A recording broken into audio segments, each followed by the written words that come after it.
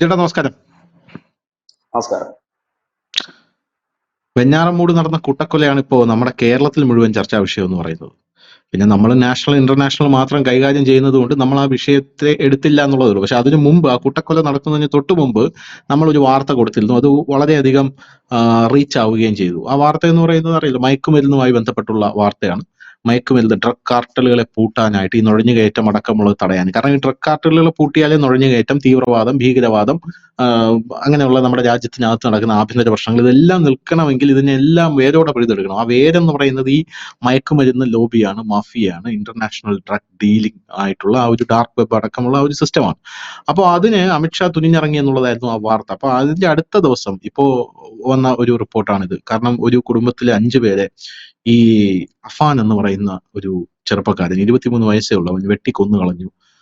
വെട്ടിക്കൊല്ലുകയല്ല, അവൻ ചിറ്റിയേക്ക് അടിച്ചു കൊന്നു എന്നാണ് കേൾക്കുന്നത്. അപ്പൊ അതിനുശേഷം ഒരുപാട് കോൺസ്പിറസി തിയറീസ് വരുന്നുണ്ട്. കാരണം ഇയാള് പോപ്പുലർ ഫ്രണ്ടുകാരനാണ്, പോപ്പുലർ ഫ്രണ്ട് ആണ് ഇയാൾക്ക് പരിശീലനം കൊടുത്തിരിക്കുന്നത്, അല്ലെങ്കിൽ തന്നെ അയാൾക്ക് ഇങ്ങനെ ഈ ചുമ്മാ ഈ കൊലപാതകങ്ങളൊന്നും ചെയ്യാനായിട്ട് സാധിക്കില്ല എന്ന് പറഞ്ഞ് അത് ഒരുപാട് കോൺസ്പിറസി തിയറികൾ ഇങ്ങനെ പരക്കുന്നുണ്ട്. അപ്പൊ അതിന്റെ പിന്നിലുള്ള സത്യാവസ്ഥ എന്താണെന്നൊന്നും നമുക്കറിയില്ല. പല മാധ്യമങ്ങളും ഇത് ലൈക്കിനും കമന്റിനും വേണ്ടി, ഒരു വികാരമാണല്ലോ, വികാരത്തിന് ഇങ്ങനെ ആളിക്കത്തിച്ച് കൊള്ളുന്നെങ്കിൽ കൊള്ളട്ടെ എന്ന് പറഞ്ഞ രീതിയിൽ അടിക്കുകയാണ്.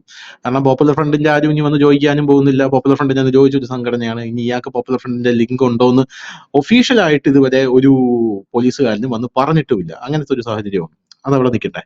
രണ്ടാമത്തെ കാര്യം, ഇയാൾ ഈ മയക്കുമരുന്നുമായിട്ട് ബന്ധപ്പെട്ട വിഷയമാണ്. ഇയാൾ മയക്കുമരുന്ന് ഉപയോഗിച്ചിട്ടുണ്ട് എന്ന് ഇവിടെയുള്ള മാധ്യമങ്ങളെല്ലാം പറയുമ്പോഴും പോലീസ് പറയുന്നത് അങ്ങനെയല്ല, ഇയാൾ മയക്കുമരുന്ന് ഉപയോഗിച്ചിട്ടില്ല, മദ്യം മാത്രമായിരുന്നു ഉപയോഗിച്ചത്. വേറൊരു വിഭാഗത്തിന്റെ വാദം എന്ന് പറയുന്നത്, കാരണം നമ്മൾ തന്നെ ഇന്ന് ഓരോ വാദങ്ങളിലോട്ട് എത്തുകയാണ്. വേറൊരു വിഭാഗത്തിന്റെ വാദം, പോലീസ് കള്ളം പറയാണ്. കാരണം ഡ്രഗ്സ് ഇയാൾ ഉപയോഗിച്ചിട്ടുണ്ട് എന്ന് അറിഞ്ഞു കഴിഞ്ഞാൽ ഇയാൾക്ക് ഈ കേസിൽ നിന്ന് മാനസിക അസ്വാസ്ഥ്യം അടക്കമുള്ള ഇതിൽ ഈസി ആയിട്ട് ഊരി വരാൻ സാധിക്കും എന്നൊക്കെ പറയുന്നുണ്ട്. പക്ഷെ നമുക്ക് കൊടുക്കാൻ പറ്റുന്ന ഒരു വാർത്ത എന്ന് പറയുന്നത്, ക്രെഡിബിൾ ആയിട്ട് NIA ഇയാളുടെ പിറകെ ഉണ്ട് എന്നാണ് നമുക്കിപ്പോ കിട്ടുന്ന റിപ്പോർട്ടുകൾ.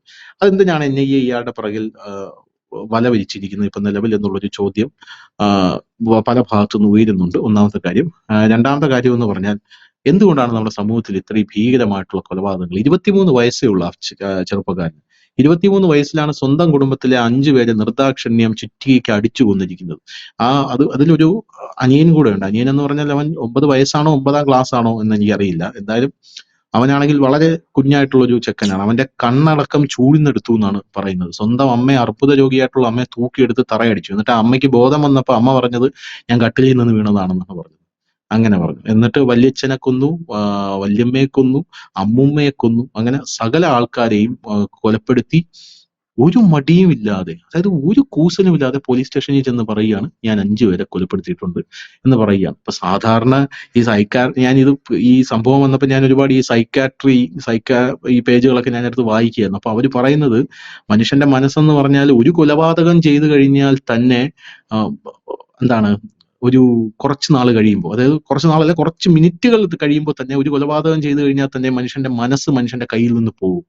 നമുക്ക് വല്ലാതെ ഹാലൂസിനേഷൻ ബാധിക്കും. കുറ്റബോധവും പശ്ചാത്താപവും കൊണ്ട് നമുക്ക് നിൽക്കാൻ പറ്റാത്ത അവസ്ഥയായിരിക്കും. ഒന്നെങ്കിൽ നമ്മൾ സ്വയം ജീവൻ ഒടുക്കാനായിട്ട് ശ്രമിക്കും, കാരണം ആ പശ്ചാത്താപവും കുറ്റബോധവും കൊണ്ട്. അല്ലെങ്കിൽ നമ്മൾ പോലീസിൽ പോയി അതിഭീകരമായിട്ട് നിലവിളിച്ചുകൊണ്ട് കീഴടങ്ങുന്നതാണ്. പക്ഷെ ഇവിടെ അതൊന്നും അല്ല സംഭവിച്ചിരിക്കുന്നത്. വളരെ കൂളായിട്ടാണ് ഇയാൾ പോയി കീഴടങ്ങിയിരിക്കുന്നത്. എന്താ തോന്നുന്നില്ല? ഇതിപ്പം കേന്ദ്ര അന്വേഷണ ഏജൻസികള് ഈ ഒരു കേസിനകത്ത് ശ്രദ്ധ പതിപ്പിക്കാനുള്ള കാരണം ഈ കൊലപാതകത്തിന്റെ പ്രത്യേകത കൊണ്ടുകൂടിയാണ്. ഇതിനകത്ത് ചുറ്റികക്കടിച്ചിട്ടാണ് കൊലപാതകം നടത്തിയിരിക്കുന്നത്. ഒരുപക്ഷെ ഇതിന് സമാനമായി ചുറ്റികക്കടിച്ചൊരു കൊലപാതകം നമ്മുടെ കേരളത്തിലെ ഞെട്ടിച്ചത് ശ്രീ രഞ്ജിത്ത് വധവാണ്. BJPയുടെ നേതാവ് ആലപ്പുഴയിലുള്ള രഞ്ജിത്തിനെ പോപ്പുലർ ഫണ്ടുകാര് ഇതുപോലെ ചുറ്റികക്കടിച്ചാണ്. ആ ചുറ്റികക്കടിച്ചതിന് ഒരു പ്രത്യേകത ഉണ്ടായിരുന്നു. മുഖം ഛിന്ന ഭിന്നമാക്കി തലച്ചോർ തകർത്ത് കളയുന്ന അടിയായിരുന്നു അത്. അതേ രീതിയിലാണ് ഇവിടെ ഈ കൊലപാതകം നടന്നിരിക്കുന്നത് എന്നാണ് ഇപ്പോൾ ഈ ഫോറൻസിക് റിപ്പോർട്ട് വരുമ്പോൾ വരുന്നത്. അതായത് ഈ തലച്ചോർ പൂർണ്ണമായി തകർന്ന രീതിയിലാണ് ഈ വന്നിരിക്കുന്നത്. അത് സാധാരണഗതിയിൽ ഒരാൾ അങ്ങനെ അടിച്ചു കഴിഞ്ഞാൽ അങ്ങനെ സംഭവിക്കില്ല എന്നുള്ളതാണ്. കാരണം കൃത്യമായി തന്നെ അതിനൊരു ട്രെയിനിങ് ഇല്ലെങ്കിൽ കൃത്യമായി തന്നെ അത് അറിഞ്ഞിരുന്നാൽ മാത്രമേ അത്തരം ഭാഗങ്ങൾ അടിച്ചു കഴിഞ്ഞ് ഇത് പൊട്ടുകൾ പല്ലടക്കം കടന്നു പോകുന്ന രീതിയിൽ ആണ് ചുറ്റിയേക്ക് അടിച്ച് കൊലപ്പെടുത്തിയത്. നമ്മൾ ഈ ചുറ്റിയേക്ക് അടിച്ച് കൊലപ്പെടുത്തുന്നതിന് മുമ്പ് കേട്ടിട്ടുണ്ട് റിപ്പർ ചന്ദ്രൻ. അദ്ദേഹം ചുറ്റിയൊക്കെ സീരിയൽ ആയിട്ട് ആളുകളെ കൊന്നുകൊണ്ടിരുന്നത്. അത് അദ്ദേഹം ഉപയോഗിച്ചതും ആ ടെക്നിക്കാണ്. തലയുടെ ഒരു പ്രത്യേക ഭാഗത്താണ് ഈ ചുറ്റിയ കൊണ്ട് അടിക്കുന്നത്. ഇപ്പോൾ നമ്മുടെ ഈ ലോകത്ത് ഇപ്പോൾ ഭീകരവാദികൾ അവരുടെ രീതികൾ ഒരുപാട് മാറ്റിയിട്ടുണ്ട്. പഴയതുപോലെ ബോംബ് സ്ഫോടനം, റോക്കറ്റ് വിക്ഷേപണം, ഇല്ലെങ്കിൽ വെടിവെപ്പ്, അങ്ങനെയുള്ള കാര്യങ്ങളൊന്നും ഇപ്പം കൂടുതലായി അവർ ചെയ്യുന്നു. കാരണം അതൊക്കെ എക്സ്പെൻസീവ് ആണ് ഭയങ്കരമായിട്ട്. വെടിയുണ്ടകളായാലും തോക്കായാലും ഒക്കെ ഭയങ്കര ചെലവേറിയതാണ്. അത് മെയിൻറ്റെയിൻ ചെയ്യാനും ചെലവേറിയതാണ്. അപ്പൊ ചെലവ് കുറഞ്ഞ മാർഗങ്ങളിലേക്ക് ലോകത്തെമ്പാടും ഭീകരവാദികൾ പോയിരിക്കും. അതിന്റെ ഭാഗമായിട്ട് ഒരു രാജ്യത്ത് തകർക്കണമെങ്കിൽ ബോംബ് സ്ഫോടനങ്ങളും മാത്രം നടത്തുന്നത് കൊണ്ട് കാര്യമില്ല എന്ന് മനസ്സിലാക്കി മറ്റു മാർഗങ്ങളിലേക്ക് തിരികുകയും ചെയ്തു. പിന്നെ ഒരു രാജ്യത്തെ നശിപ്പിക്കാൻ ഏറ്റവും നല്ല മാർഗം അവിടെ വളർന്നു വരുന്ന യുവതലമുറയെ വഴിതെറ്റിക്കുക എന്നുള്ളതാണ്. അങ്ങനെ ആ വളർന്നു വരുന്ന യുവതലമുറയെ വഴിതെറ്റിക്കാൻ എന്തും നമുക്കാകാം.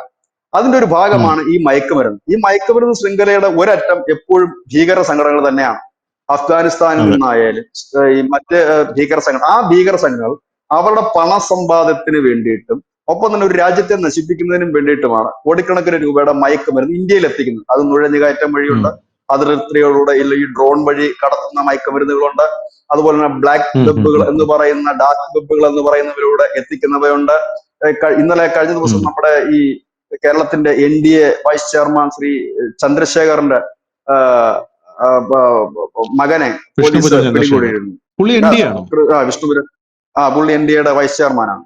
അപ്പൊ അദ്ദേഹം ഇന്നലെ ഞാനൊരു ചാനൽ ചർച്ച കണ്ടിരുന്നു. അപ്പൊ ആ ചാനൽ ചർച്ച അദ്ദേഹം പറയുന്നു, എന്റെ മോനെ പിടിച്ചത് നന്നായി, അവൻ കൂടുതൽ അബദ്ധങ്ങളിലേക്ക് പോകുന്നതിന് കൂടിയത് നന്നായി. എന്നിട്ട് പുള്ളി പറയുന്ന ഒരു കാര്യം, അദ്ദേഹം മകനുമായി സംസാരിച്ചിരുന്നു ഇതിനു ശേഷം. അപ്പൊ മകൻ പറയുന്ന കാര്യം, ഈ നമ്മള് ഈ പൈസ ഇട്ട് കൊടുത്തു കഴിഞ്ഞാൽ ഈ സാധനം നമുക്ക് വേണ്ടിടത്ത് എത്തിക്കും. അപ്പൊ പുള്ളി ചോദിച്ചു, ഈ നമ്പർ ഒന്ന് തരുമോ എന്ന് വെച്ചാൽ നമ്പർ തരാം, പക്ഷെ അവർക്ക് അതിന് സിം കാർഡ് ഇല്ല. ഇത് UK എങ്ങാണ്ട് ഇറക്കുമതി ചെയ്യുന്ന പ്രത്യേകം ഫോണാണ്. അതിൽ സിം കാർഡോ മറ്റുള്ള കാര്യങ്ങളോ ഒന്നും, ലൊക്കേഷൻ ഒന്നും കാണാൻ പറ്റില്ല. നമ്മൾ ക്യാഷ് ഇട്ട് കൊടുത്തു കഴിഞ്ഞാൽ നമ്മൾ എവിടെ നിന്നാണോ ക്യാഷ് ഇട്ട് കൊടുത്ത് അതിനടുത്തുള്ള ഏതെങ്കിലും ഒരു ടെലിഫോൺ പോസ്റ്റിന്റെയോ ഇല്ലെങ്കിൽ ഇലക്ട്രിക് പോസ്റ്റിന്റെയോ അടുത്ത് കൊണ്ടുവന്ന് ഈ സാധനം വെക്കുകയും അവിടെ നിന്ന് ഇവരുടെ ഫോണിൽ നിന്ന് ലൊക്കേഷൻ ഇടുകയുമാണ് ചെയ്യുന്നത്. ഈ ഫോൺ നമുക്ക് ട്രേസ് ചെയ്യാൻ കഴിയില്ല. അപ്പോൾ അത്തരത്തിലുള്ള ഫോണുകൾ എവിടെ നിന്ന് വരുന്നു എന്നുള്ളത് നമുക്കറിയാം. ഇത് ഭീകര സംഘടന പോലുള്ള സംഘടനകളാണ് ഇത്തരത്തിലുള്ള ഫോണുകൾ ഉപയോഗിക്കുന്നത്. സമാന്തരമായ ടെലിഫോൺ എക്സ്ചേഞ്ച് സംവിധാനം നമ്മുടെ കോഴിക്കോടും മലപ്പുറത്തും അടക്കം NIA പൊക്കിയിരുന്നു. സമാന്തര ടെലിഫോൺ, അത് പോപ്പുലർ ഫണ്ട് ആയിരുന്നു അതിന്റെ പിന്നിൽ.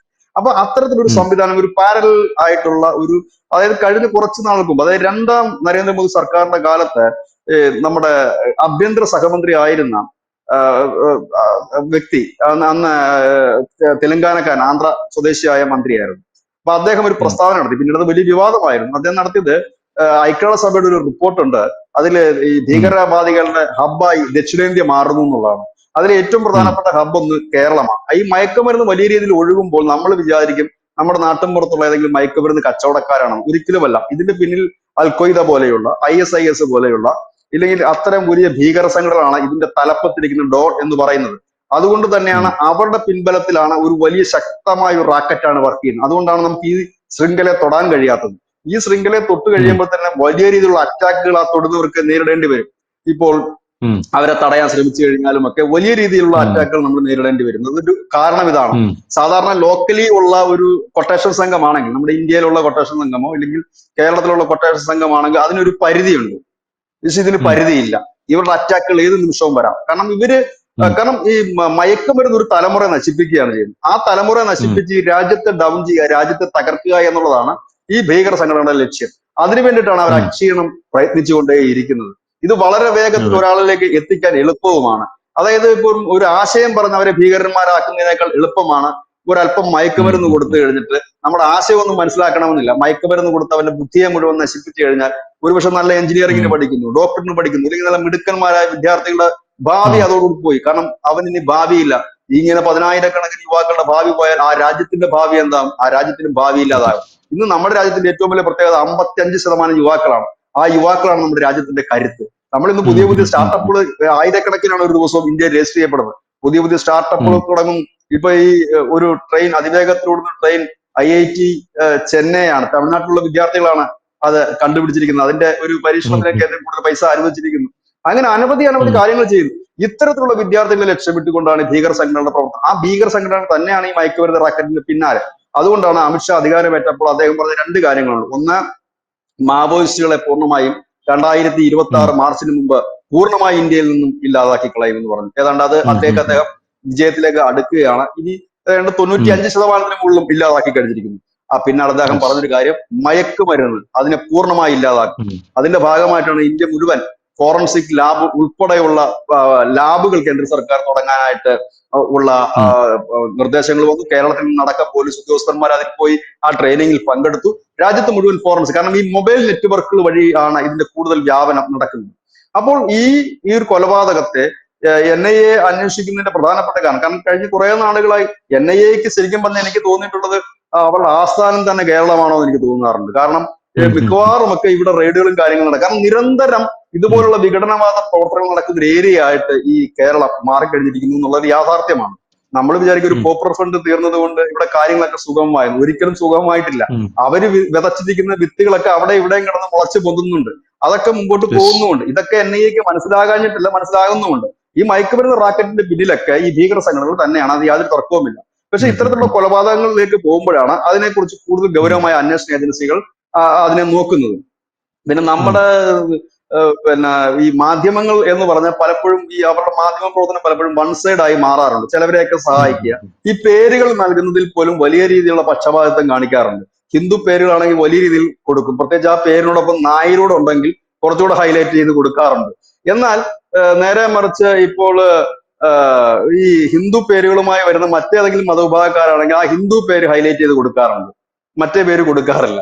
ഇങ്ങനെയൊക്കെയുള്ള കുറെ കാര്യങ്ങൾ ചെയ്യുന്നുണ്ട്. പക്ഷെ മാധ്യമങ്ങൾ അങ്ങനെയല്ല ചെയ്യേണ്ടത്. മാധ്യമങ്ങൾ ഇത്തരത്തിലുള്ള ക്രിമിനൽസിനെ തുറന്നു കാണിക്കേണ്ട. അത് ഹിന്ദു ആയിക്കോട്ടെ, മുസ്ലിം ആയിക്കോട്ടെ, ക്രിസ്ത്യൻ ആയിക്കോട്ടെ, ആരായാലും തുറന്നു കാണിക്കപ്പെടുക തന്നെ വേണം. ഇനി അയാളുടെ ജാതി എഴുതുന്നൊന്നും തെറ്റൊന്നുമില്ല, കാരണം ആ ജാതി പിറന്നുകൊണ്ടാണല്ലോ അയാൾ ആ പേര് വെച്ചിരിക്കുന്നത്. അങ്ങനെ എഴുതുന്നൊന്നും തെറ്റില്ല. ക്രിമിനൽസ് അപ്പോഴും ക്രിമിനൽ തന്നെ. അയാളുടെ ജാതിയോ മതമോ അല്ല ഇവിടുത്തെ വിഷയം. ഇവിടുത്തെ വിഷയം ഈ വലിയ രീതിയിൽ തന്നെയുള്ള മയക്കുമരുന്നിന്റെ ഉപയോഗമാണ്. ഇതിനകത്ത് വലിയ രീതിയിൽ ഉണ്ട്. കാരണം പലപ്പോഴും പല രക്ഷകർത്താക്കളും ഇത് മൂടി വെക്കുന്നുണ്ടെന്നുള്ളതും കൂടി ഒരു ഭയാനകമായ കാര്യമാണ്. തന്റെ മകൻ ഇങ്ങനെയൊക്കെയാണ് എന്ന് പറയാൻ അവർക്കൊരു മടി, അവരുടെ അഭിമാനം സമ്മതിക്കുന്നില്ല. തന്റെ മകനോ മകളോ, എനിക്കറിയാവുന്ന ഒരു വിഷ്ണുപുരം ചന്ദ്രശേഖരൻ എടുത്തിരിക്കുന്ന നിലപാട് അത് ഗംഭീരമായിട്ടുള്ള ഒരു നിലപാട് തന്നെയായിരുന്നു അല്ലെ? വിഷ്ണുപുരം അഭിനന്ദിക്കാൻ കഴിയില്ല. അതെ, അഭിനന്ദിക്കാതിരിക്കാൻ കഴിയില്ല. കാരണം ഇവിടെയുള്ള സകല മാതാപിതാക്കളും ഈ പുത്രനോടോ പുത്രിയോടോ ഉള്ള അന്ധമായിട്ടുള്ള സ്നേഹം കാരണം ഈ തെറ്റുകൾ മറച്ചു പിടിക്കാനായിട്ട് ശ്രമിക്കും. പോരാത്തതിന് അങ്ങനെയുള്ള അത് അവർക്കൊരു എൻകറേജ്മെന്റ് കൂടെയാണ്. പക്ഷെ ഇയാൾ കൃത്യമായിട്ട്, ഈ പുള്ളിക്കാരൻ കൃത്യമായിട്ട് എന്റെ മകൻ അങ്ങനെ ചെയ്തു, ഞാൻ അവനെ സപ്പോർട്ട് ചെയ്യുന്നില്ല, പക്ഷെ അവനെ തിരിച്ചു വരാൻ താല്പര്യമുണ്ട്, പോലീസുകാരെ അയാൾ അഭിനന്ദിക്കുക ചെയ്തത്. പോരാത്തതിന് അയാൾ ഈ കൂടെയുള്ള ഈ MDMA ഉപയോഗിക്കുന്ന പിള്ളേര് എന്റെ മകനെ വഴി തെറ്റിച്ചു എന്ന് ഞാൻ പറയുന്നില്ല, എന്റെ മകനും അവരെ വഴി തെറ്റിക്കാമല്ലോ എന്നാണ് അവർ പറയുന്നത്. സാധാരണ കാണുന്ന ഒരു ഇതെന്ന് പറഞ്ഞാല് എല്ലാവരും അറ്റ കൈക്ക് പിടിക്കുന്ന ഒരു ലൈൻ എന്ന് പറഞ്ഞു കഴിഞ്ഞാൽ അവന്റെ കൂട്ടുകെട്ട് ശരിയല്ല എന്നാണ് പറയുന്നത്. എല്ലാ അച്ഛനും അമ്മമാരും അതിലാണ് പിടിക്കുന്നത്. അവന്റെ കൂട്ടുകെട്ട് ശരിയല്ല സാറേ, അവനല്ല, അവന്റെ കൂട്ടുകാരാണ് അവൻ വെളിപ്പെടുത്തിയത് എന്നാണ് പറയുന്നത്. പക്ഷെ പുള്ളി എടുത്ത ആ നിലപാട് ഭയങ്കര ഗംഭീരമായിരുന്നു. തുടരാം. ഇതെനിക്ക് പെൺകുട്ടി ഇപ്പൊ ഏറ്റവും നമ്മളെ ഭയപ്പെടുന്ന മറ്റൊന്നുമല്ല ധനുഷ്, അത് പെൺകുട്ടികളാണ് ഒരു വിഭാഗം ഇത് യൂസ് ചെയ്യുന്നുള്ളതാണ്. കാരണം ഒരു തവണ കഴിച്ചു കഴിഞ്ഞാൽ പിന്നെ ഇതിന്റെ അഡിക്റ്റ് ആകുകയും പിന്നീട് അവർ എന്തിനും തയ്യാറാകുകയും ചെയ്യുന്നു. ഇന്ന് നമ്മുടെ കേരളത്തിലെ ക്രൈം എടുത്ത് നോക്കൂ, 10 ക്രൈം എടുത്താൽ 9-ലും സ്ത്രീകൾ ഉള്ള ക്രൈമുകളാണ്. തട്ടിക്കൊണ്ടുപോകൽ സ്ത്രീയുണ്ട്, കൊലപാതകത്തിൽ സ്ത്രീയുണ്ട്, സ്ത്രീ പ്രതിയാത്തൊരു ഒറ്റ കേസും കേരളത്തിലില്ല. മയക്കുമരുന്ന് കേസെടുത്താൽ ഉറപ്പായും ഒരു യുവതി അതിലുണ്ടാകുമെന്നുള്ള കാര്യത്തിലേക്ക് നമ്മൾ മാറിയിരിക്കുന്നു. അത് ക്രൈമുകൾ നമുക്കൊന്നും ചിന്തിക്കാൻ കഴിയില്ല. ഒരു 5 വർഷം മുമ്പ് കേരളത്തിന്റെ ക്രൈം എടുത്ത് പരിശോധിച്ചു കഴിഞ്ഞാൽ, ക്രൈം ഹിസ്റ്ററി എടുത്ത് പരിശോധിച്ചു കഴിഞ്ഞാൽ അതിനകത്ത് സ്ത്രീകളുടെ പങ്ക് വളരെ കുറവായിരുന്നെങ്കിൽ ഇന്ന് സ്ത്രീകളാണ് അതിനകത്തെ മെയിൻ പങ്ക്. എനിക്ക് തോന്നുന്ന പുരുഷന്മാർ കുറച്ചുകൂടെ പിന്നാക്കം പോയി എന്ന് എനിക്ക് തോന്നുന്നു. കാരണം അത്തരത്തിലുള്ള രീതി. കഴിഞ്ഞ ദിവസമാണ് ഒരു ബുള്ളറ്റിൽ സഞ്ചരിച്ചുകൊണ്ട് മയക്കുമരുന്ന് വിൽക്കുന്ന ഒരു യുവതിയെ പോലീസ് അറസ്റ്റ് ചെയ്തിരുന്നു. അത് കണ്ണൂരോ മറ്റോ ആണത്. ബുള്ളറ്റ് റാണി എന്നാണ് അറിയപ്പെടുന്നത്. ഇവർക്ക് നോർത്ത് ഇന്ത്യയിൽ അടക്കം വലിയ ബന്ധങ്ങളാണുള്ളത്. അങ്ങനെയുള്ള ഒരു വലിയ രീതിയിലേക്കാണ് ഇത് കാര്യങ്ങൾ പോകുന്നത്. അതായത് ഈ ഇതിന്റെ പിന്നിൽ ഒരു വലിയ റാക്കറ്റ് ഉണ്ട്. കാരണം ഇപ്പൊ പഴയതുപോലെ ഈ ഭീകര സംഘടനകൾക്ക് അവർ നേരിട്ട് വന്നൊരു കൊലപാതകം ചെയ്യേണ്ട കാര്യമില്ല. ഇതുപോലെയുള്ള മയക്കുമരുന്ന് യൂസ് ചെയ്യുന്നവരെ കുറച്ച് മയക്കുമരുന്ന് കൊടുത്ത് വിട്ടിട്ട് ആക്രമിച്ചാൽ മതി. പോലീസ് പിടിക്കുമ്പോൾ മയക്കുമരുന്നിന്റെ കഴിച്ചത് കൊണ്ടാണ് ഈ കൊലപാതകം നടന്നതെന്നായിരിക്കും കേസ് വരുന്നത്. പക്ഷെ ആ കേസിന്റെ പുറകിലുള്ള ഇന്റൻഷൻ ആർക്ക് മാത്രമേ അറിയാൻ കഴിയൂ? ഇവരെ വിട്ട ഭീകരന്മാർക്ക് മാത്രമേ അറിയാൻ കഴിയൂ. ഈ വിട്ട യുവാവിനെ ഇന്നയാളെ കൊല്ലാൻ വേണ്ടി പറയും, ഇന്നവനെ കൊന്നിട്ട് വരൂ, ഞാൻ നിനക്കുള്ള സാധനം തരാം എന്ന് പറഞ്ഞിട്ട് ഒരു ചെലവുമില്ലാതെ ഇവരെ കൊണ്ട് ഈ കൊലപാതകം ചെയ്യുന്നു. പക്ഷെ പോലീസിന്റെ കേസിൽ വരുമ്പോഴത്തേന് ഈ കൊലപാതകം ഒരുപക്ഷെ മയക്കുമരുന്നിന്റെ പുറത്ത് പ്രതി ചെയ്തു എന്ന് മാത്രമേ വരൂ. അത് പിന്നെ അതിനകത്ത് കുറെ തിയറികൾ വരുമല്ലോ. ബാറിന് മുമ്പിൽ വെച്ച തർക്കം, ഇല്ല വണ്ടി ഉരസിയ തർക്കം, ഇല്ല നടന്നു പോയപ്പം കൂട്ടിമുട്ടിയ തർക്കം, ആ അതെ തർക്കത്തിന്റെ അതെ പേരിൽ പെട്ടെന്നുണ്ടായ വികാരം, ഇദ്ദേഹം മദ്യത്തിന് അഡിക്റ്റ് ആയിരുന്നു, ഇല്ല മദ്യപിച്ചിട്ടുണ്ടായിരുന്നു, ഇല്ലെങ്കിൽ അങ്ങനെ വേണമെങ്കിൽ ചെയ്യാം. ഇതേ രീതിയിലാണ് അതെ കൊലപാതകം നടക്കുന്നത്. കേസ് അങ്ങനെ പോകും. ഒരിക്കലും അത് ഭീകര സംഘടനയിലേക്ക് ഈ കേസ് നീളില്ല. അതാണ് ഇതിനകത്ത് ചിന്തിക്കേണ്ട വിഷയം. ഈ ഭീകര സംഘടനകളുടെ ഈ പ്രവർത്തനം എന്ന് പറയുന്നത് നിസ്സാരപ്പെട്ട കാര്യമല്ല. ഇത്തരം ആളുകളെ ഉം. ഉപയോഗിച്ച് ഇവിടെ അവർക്ക് വേണ്ട നേതാക്കന്മാരെ, ആളുകളെ അവർക്ക് നിഷ്പ്രയാസം കൊല്ലാൻ കഴിയും. ആ കേസുകൾ ഒരിക്കലും ഉം. ഈ ഭീകര സംഘടനകളിലേക്ക് എത്തില്ല. പകരം ആ ഉം. കൊലപാതകയിൽ ഒതുങ്ങും. ആ കൊലപാതകയുടെ കേസ് എന്താണ്? അയാൾ മയക്കുമരുന്ന് ഉപയോഗിച്ച് കൊലപാതകം നടത്തിയെന്ന് മാത്രമായി വരും. ആ കൊലപാതകത്തിന്റെ യെസ്. റീസണോ കാര്യങ്ങളിലേക്കോ പിന്നെ അന്വേഷണം പോകുന്നില്ല. ഇത് തന്നെയാണ് ഇപ്പോൾ ഉം. ഭീകര സംഘടന. അതുകൊണ്ടാണ് അമിത്ഷാ പറഞ്ഞത് ഇത് പൂർണ്ണമായി ഇല്ലാതാക്കുന്നവരെ പോരാടണം. അത് അമിത്ഷാ വിചാരിച്ചല്ലോ, ഇപ്പൊ നമ്മുടെ രാജ്യം സൈന്യം വിചാരിച്ചല്ലോ കാര്യമില്ല. നമ്മൾ ഓരോരുത്തരും ഉം. വിചാരിക്കാതെ, നമ്മുടെ ജനം വിചാരിക്കാതെ ഈ മയക്കുമരുന്നിന്റെ ഇതിൽ തടയിടാൻ കഴിയില്ല എന്നുള്ള കാര്യം ഏവരും ഓർക്കേണ്ടത്. കാരണം നമ്മുടെ പോലീസിനെ കൊണ്ട് കാരണം ഉം. കഴിയില്ല. കാരണം ഇത്രയും പേര് ഉം. കേരളത്തിൽ ഉം. തന്നെ 3.5 കോടി ജനമുണ്ട്. ഈ 3.5 കോടി ജനത്തിന്റെയും ഉം. വീടുകളിൽ ക്യാമറ വെച്ച് പോലീസിന് കാവലിരിക്കാൻ കഴിയുമോ? ഇല്ലെങ്കിൽ പോലീസിന് അതെ. ഒരു പരിധി വരെ. അപ്പോൾ നമ്മൾ ചെയ്യേണ്ടത് പോലീസിനെ സഹായിക്കുക എന്നുള്ളതാണ്. നമുക്ക് കിട്ടുന്ന ഇൻഫർമേഷൻ അവർക്ക് പാസ് ചെയ്യുക എന്നുള്ളതാണ്.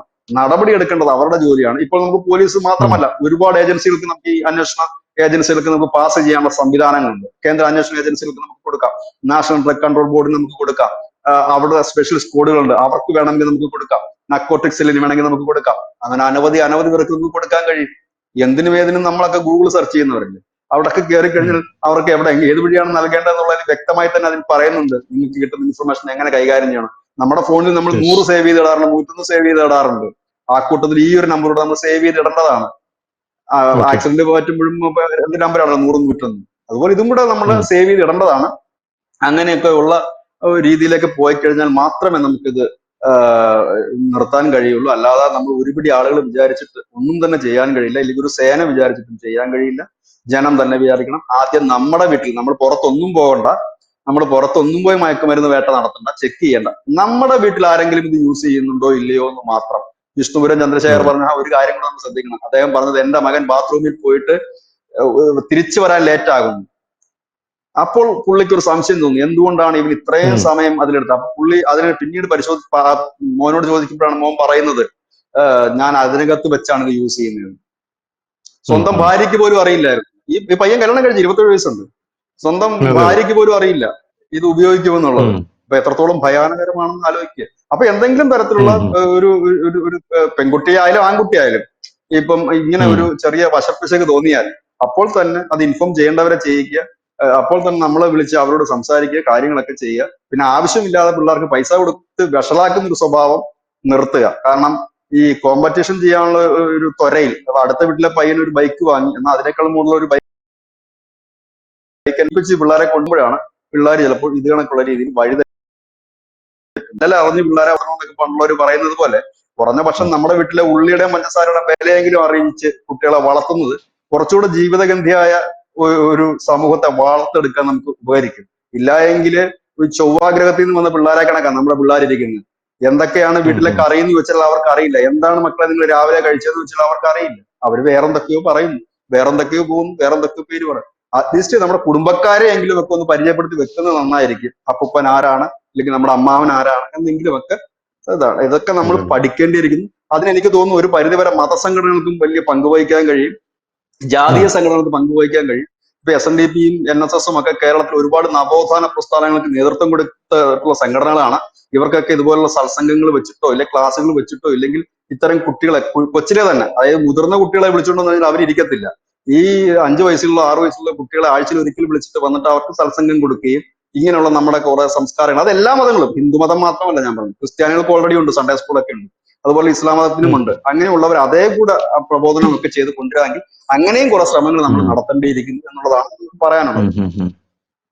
താങ്ക് യു ബിജേട്ടാ. Thank you so much.